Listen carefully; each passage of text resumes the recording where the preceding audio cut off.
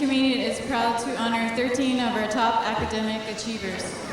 This year, our valedictorians are Mary Kieslich, Douglas Frederick, Kristen Jones, Nicole Kajiyama, Jennifer Kajiyama, Anastasia Kritikos, Andrew Miller, Malia Navalta, Joy Schlachter, Amy Smith, Matt Taylor, Glenn Walker, and Cami Yang.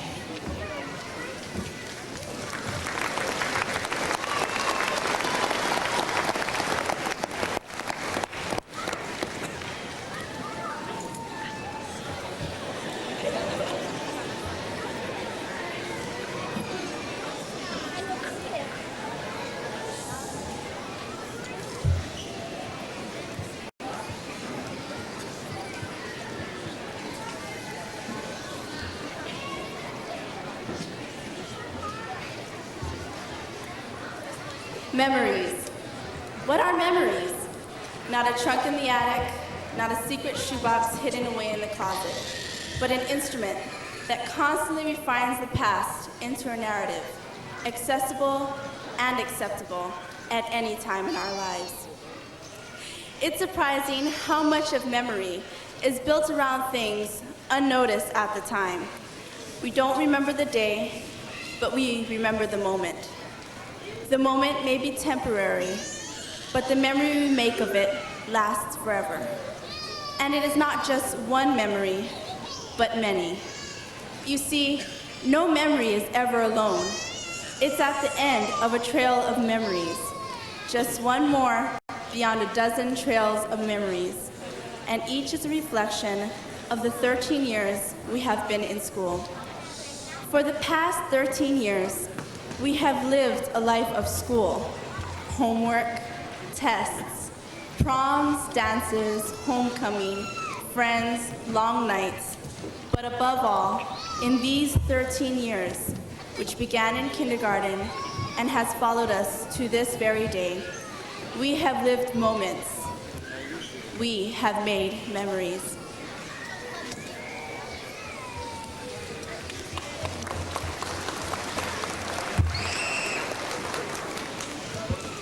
I was a kindergarten nightmare. I'd entered Mrs. Puck's class thinking I could do whatever I wanted whenever I felt like it. On top of that, I was a wiggler. My teacher said I had ants in my pants, and I agreed. There was just so much to see in kindergarten and so much to do. I loved to make soap bubbles. In fact, I was so captivated that I would stay for prolonged periods in the restroom making bubbles of all sizes. One day, with my hands sudsy and wet, I attempted to create the biggest soap bubble possible. A classmate sent by my teacher walked in and said I was to return immediately back to class. But I didn't want to go back to class, especially since I was on the verge of creating the largest one ever. Remembering I was a twin, I turned to the girl and slyly said, "Oh, I'm not Nicole, I'm Jennifer." Believing my twin exchange story, she went back to class while I happily returned back to my bubble project. Suddenly, Mrs. Puck appeared in the doorway, her voice booming off the restroom walls. "Young lady, don't ever play a trick like that again. You are not Jennifer. Go back to class right away." Uh-oh, I thought to myself, and uh-oh was right. I received a well-deserved spanking and was left to contemplate my actions in a corner away from my classmates. Mrs. Puck was one of the first people to differentiate between my sister and I, taking the time to recognize the separate individual I was. From this experience, I learned the importance of my own individuality. I wasn't Jennifer, nor could I ever be my sister. Her recognition helped me to distinguish my own uniqueness. Mrs. Puck made me feel so special and talented. She made me want to succeed. Consequently, Mrs. Puck transformed a mischievous girl to a self-disciplined, motivated kindergartner. It was her gentle guidance that focused me toward the correct path. This direction has forever influenced my life. For that, I thank her.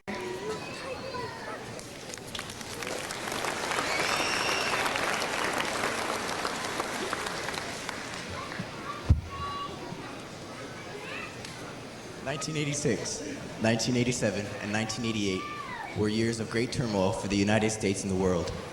The Iran-Contra scandal rocked the country and even affected up into the White House. The Challenger unexpectedly exploded and devastated the nation. In 1987, Black Monday, the worst stock market crash ever, occurred. In 1988, Pan Am World Airlines flight blew up over Scotland, killing 259 people aboard. And the nuclear meltdown in Chernobyl, Russia occurred and exposed many people to radiation. Through all the tragedy and controversy, there were still many great moments during these 3 years. There was the bicentennial of the U.S. Constitution and the 100th anniversary of the Statue of Liberty. The Olympics were in Calgary, Canada. The stealth bomber was unveiled to the public for the first time. Barry Sanders won the Heisman Trophy, and George Bush was elected the 41st President of the United States. Well, those things may have been important to the world, but as a first, second, and third grader, I don't really remember any of those events. My memories are of getting chicken pox, losing my first tooth, going on field trips like Camp Erdman, and playing change pull at recess. Those were the things that were important to me as a child. I remember having to put on all my snow gear, my boots and my coat and my hat and my gloves, just to go outside and play football during recess in the snow. Besides all the fun we had, we learned many valuable lessons and skills that would benefit us for the rest of our lives. I recall learning how to write in first grade. Because I caught on to this task so quickly, my first grade teacher asked me to teach the entire class how to print. In second grade, we started moving away from books like Dr. Seuss and into more difficult reading. My favorite was Curious George. The main thing I remember about third grade was learning how to multiply. We used to have class competitions on the times tables.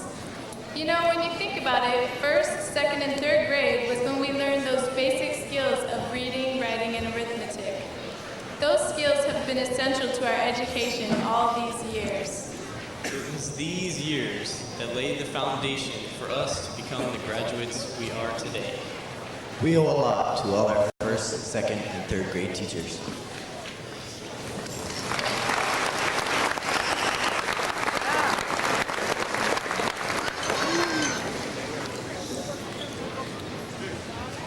Out of darkness comes light.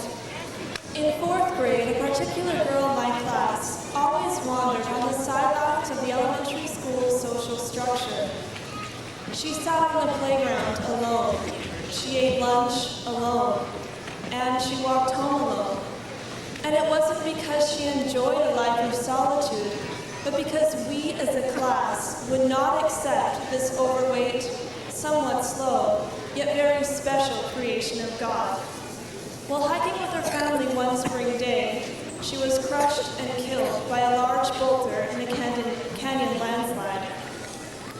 From that day on, her absence was evident. The person we never chose to acknowledge now gained our attention. As a class, we began to make a concentrated effort to include everyone. Like in fourth grade, when one is gone, whether it be physically or emotionally, we are not whole. Let us reach out to others and stand as one. The death of others is but a springboard for life. From this, we learn to jump into vitality and enjoy the simple pleasures of every day. Enjoy the days you do have. Open each day with the eyes of a child excited about life, like the excitement of riding a swing into the sky in the fourth grade.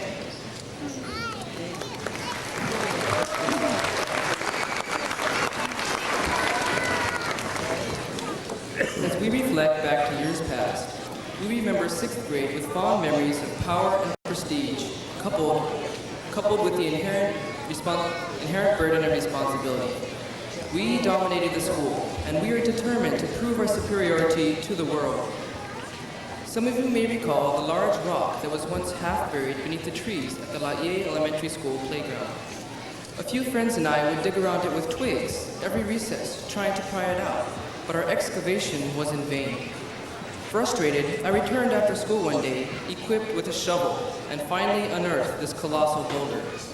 That was my feat of strength, to prove my superiority as a 6th grader. I was quickly humbled when I tried to drag my prize home, but could barely move it beyond the shade of the trees. I was forced to abandon my rock in the middle of the field, and was later scolded by a custodian for my irresponsible actions. In 6th grade, we learned that along with power and freedom comes responsibility. The responsibility to deal with the rock once we've dug it up. Elementary school graduation was a time of joy, celebration, and fear. We had come so far and had accomplished so much, but now we would be leaving behind our comfortable surroundings to adventure into the alien environment of high school.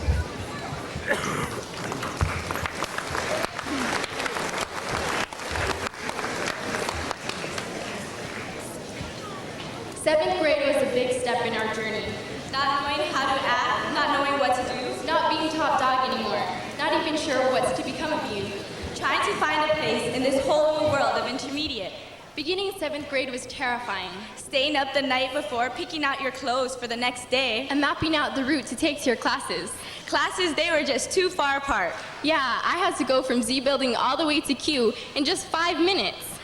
Plastic backpacks with everything on that elementary school supply list. Being naive and gullible, actually thinking you would need all your supplies every day. And to top it all off, being ignored by your older siblings. In 8th grade, we grew a little wiser, Not running to lunch or class anymore, learning to pace ourselves. but still running to the bus line. Only to get crammed and shoved all around in the bus crowd. In 8th grade, you ruled intermediate lunch. But when those dreadful high school lunches came around, You felt below everyone once again. but we were invited to high school dances. Yeah, with permission slips. Braces, glasses, BPA, changing out for PE. Pogs, cards, and Truth or Dare were all games we played. Times, they are a-changing. But frankly, so are we.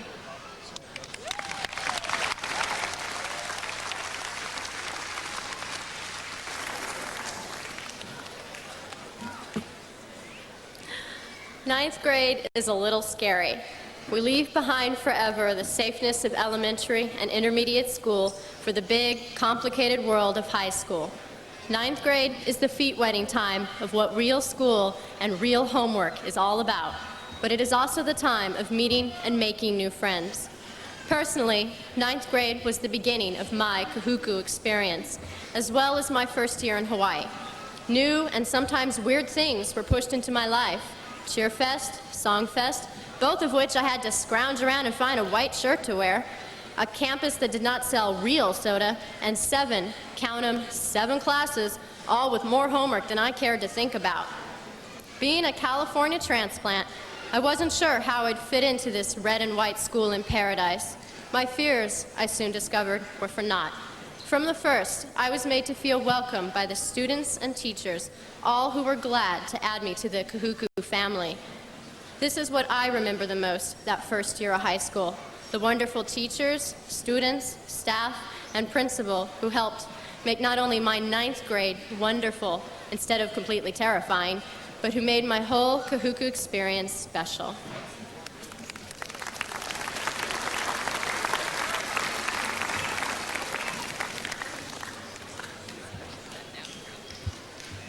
Success is a state of mind.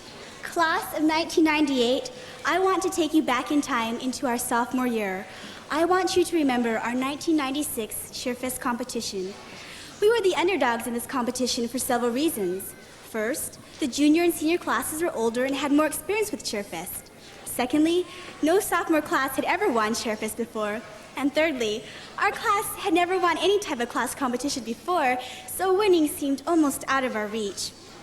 The odds were greatly against us, but it didn't seem to matter. With strong resilience, our class seemed to overlook the obvious barriers and obstacles and pushed forward with only the desire and pursuit of winning. It was as if this big obstacle was strengthening our determination and our drive to win. We put aside our doubts and our negative attitudes, and we got to work. We decided that if we were going to win, we needed to put in more effort than any class. So, we met nightly, we practiced hard, and we became unified. we did everything with the goal in mind of winning.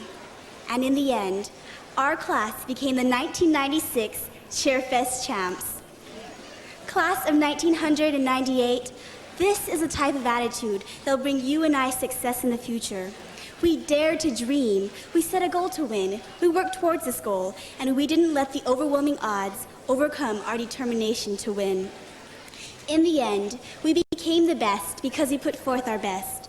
I once heard a wise man say, "The human spirit cannot be paralyzed. If you are breathing, you can dream." I follow in this man's counsel. Dare to dream, class of 1998, and you will be champions.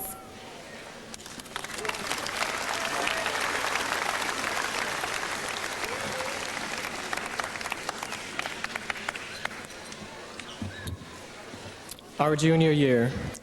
On February 21st, 1997, our class, the class of 1998, was diminished by one. On that sad day, our dear friend Asuelu Tuiono went on to a better place. Many of us grieved then, and many of us still miss him to this day. Of all the things I wanted to say about our friend, none moved me so much as the simple thought of his life. We can remember Asuelu in two ways, with sorrow or with rejoicing.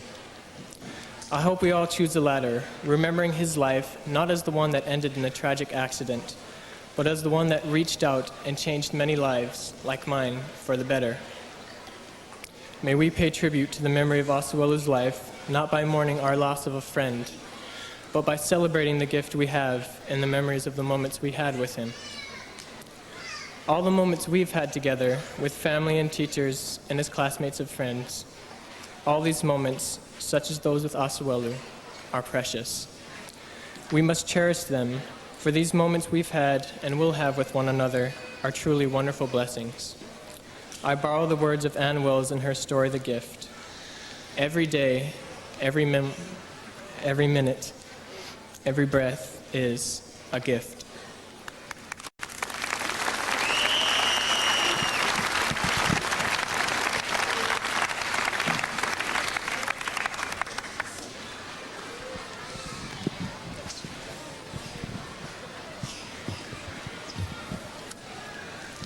It is now Friday, the 5th of June, 1998. Our senior year has come to a close, and as we reflect on our memories, we realize how quickly time has passed. Here are a few of our favorite senior memories. Girls. I now know the best thing I can get in a relationship with a girl is not a date, not a kiss, but a true friend. Thanks, Treehouse. Dancing in the Tongan Mayday section, Ofalahiatu Malietonga.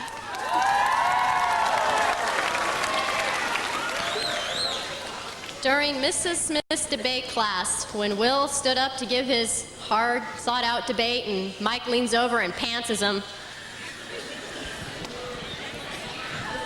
Sharing the night together at senior ball. Getting down at school dances.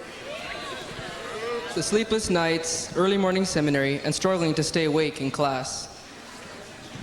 Junior-senior prom with great dancing and, unlike last year, great food. I think the theme sums it up. Truly a dream come true. Wearing Speedos and green hair in Mrs. Smith's government class. Sharing our talents at senior extravaganza. Stripping down and banging on the Tongan drums at the homecoming assembly in front of the whole school.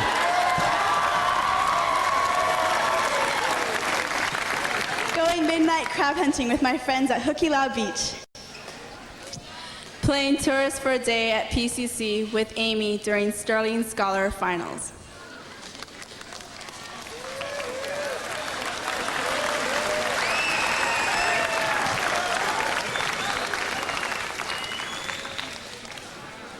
The day has finally come.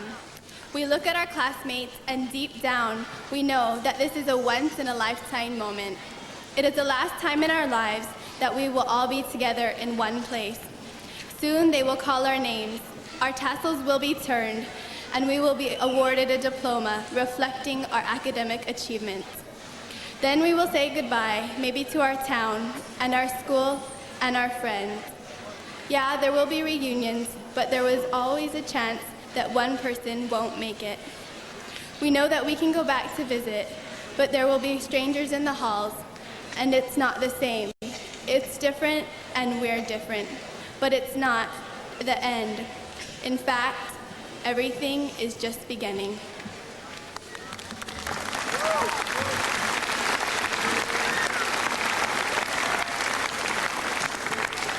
At this moment of remembrance, we mustn't forget the people who have put their every second in our favor. Mrs. Smith has been a striving force in each of our lives. I remember when Sterling Scholar came around. When I needed help, I ran to Mrs. Smith. She stayed to help me until I had no questions left. Mrs. Smith has helped each and every senior as head of the scholarship committee for the past 9 years, with understanding, patience, and love. Mrs. Smith, thank you for being so special. We love you.